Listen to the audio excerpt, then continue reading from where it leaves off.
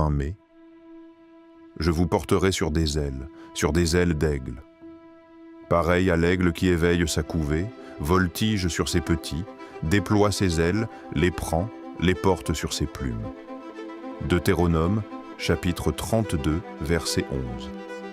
L'aigle bâtit son nid dans les hauteurs. On nous dit que la mère place des ronces au fond de son nid et qu'ensuite elle les couvre de duvet pour que sa couvée soit dans un lit moelleux. La mère aigle prend bien soin de ses petits et lorsqu'ils ont grandi et qu'ils sont prêts à apprendre à voler, elle enlève le duvet sur lequel ils reposaient si bien et elle sort du nid. Alors, ces petits, n'étant plus aussi à l'aise, veulent la suivre. C'est alors qu'elle les prend sur son dos et les amène avec elle.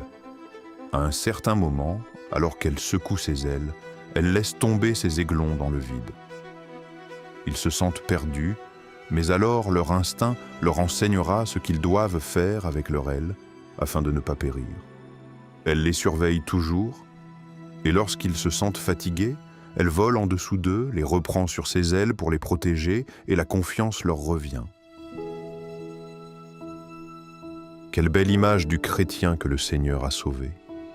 Il l'appelle à vivre dans les hauteurs, dans les lieux célestes. Tout est merveilleux, un beau lit moelleux de bénédiction, de joie.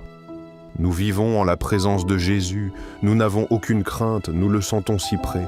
Mais nous ne pourrons pas toujours demeurer dans ce nid, ce serait le signe que nous ne grandissons pas. Après quelque temps de tendres soins, le Père Céleste veut lui aussi voir notre force. Allons-nous pouvoir voler de nos propres ailes? Nous pensons qu'il nous a abandonnés, mais comme la mère aigle, il demeure près de nous, nous surveille pour que nous ne perdions pas courage. Si nous avons bien profité de notre bon temps, nous avons appris toutes les promesses que le Seigneur nous a faites quand il nous a sauvés. Entre autres, « Voici, je suis avec vous tous les jours, jusqu'à la fin du monde. » Matthieu, chapitre 28, verset 20. Ne perdons donc pas courage lorsque nous sommes éprouvés.